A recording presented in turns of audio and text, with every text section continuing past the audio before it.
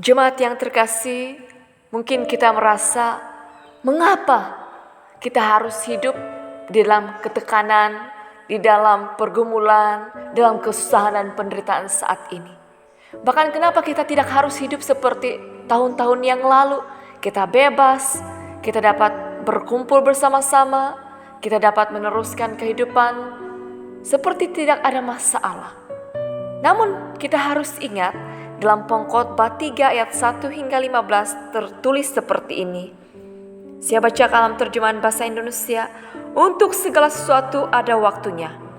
Untuk segala sesuatu ada masanya. Untuk apapun di bawah langit ada waktunya. Ada waktu untuk lahir, ada waktu untuk meninggal, ada waktu untuk menanam, ada waktu untuk mencabut yang ditanam, ada waktu untuk membunuh, ada waktu untuk menyembuhkan, ada waktu untuk merobak, dan ada waktu untuk membangun. Ada waktu untuk menangis, ada waktu untuk tertawa, ada waktu untuk meratap, ada waktu untuk menari, ada waktu untuk membuang batu, ada waktu untuk mengumpulkan batu, ada waktu untuk memeluk, ada waktu untuk menahan diri dari memeluk, ada waktu untuk mencari, ada waktu untuk membiarkan rugi, ada waktu untuk menyimpan, ada waktu untuk membuang, ada waktu untuk merobek, ada waktu untuk menjahit, ada waktu untuk berdiam diri, ada waktu untuk berbicara, ada waktu untuk mengasihi, ada waktu untuk membenci, ada waktu untuk perang, ada waktu untuk damai. Apakah untung pekerja dari yang dikerjakannya dengan berjerih payah? Aku telah melihat pekerjaan yang diberikan Allah kepada anak-anak manusia untuk melelahkan dirinya. Ia membuat segala sesuatu indah pada waktunya, bahkan ia memberikan kekekalan dalam hati mereka. Tapi manusia tidak dapat menyelami pekerjaan yang dilakukan Allah dari awal sampai akhir.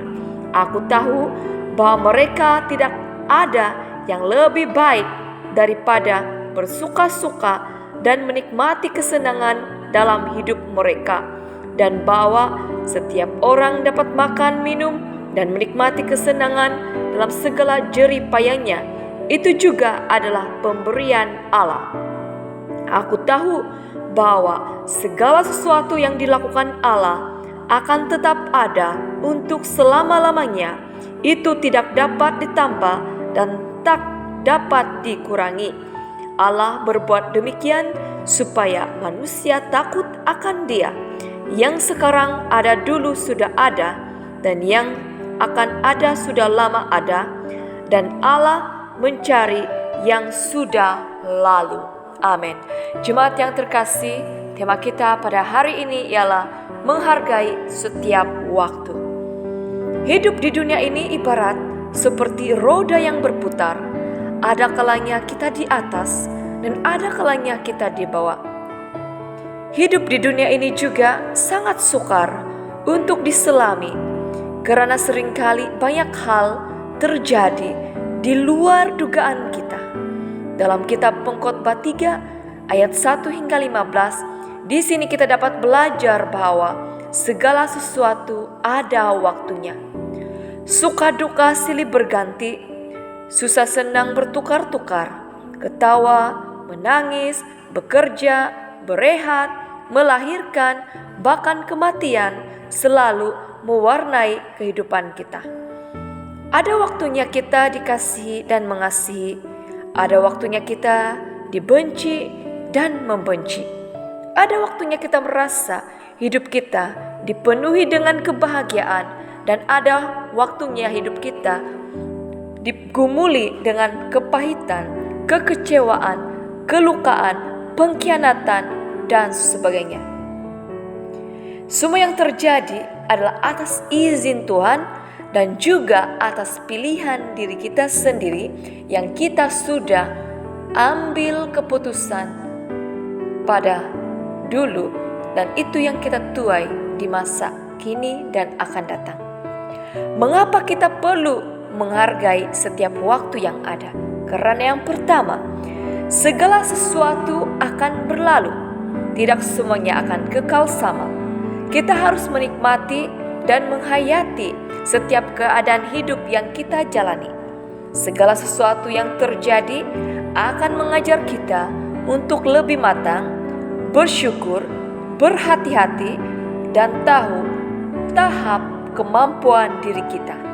Kita tidak akan pernah tahu apa yang akan terjadi pada jam-jam seterusnya, hari esok, bulan depan, tahun depan.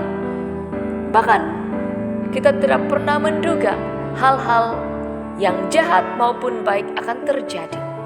Bahkan tidak pernah seorang pun daripada kita yang tahu tentang penyakit COVID ini. Tapi kita semua tetap yakin percaya bahwa Tuhan ada menyertai kita. Amin. Yang kedua, Tuhan selalu ada di sebalik keadaan yang terjadi dalam diri dan hidup kita.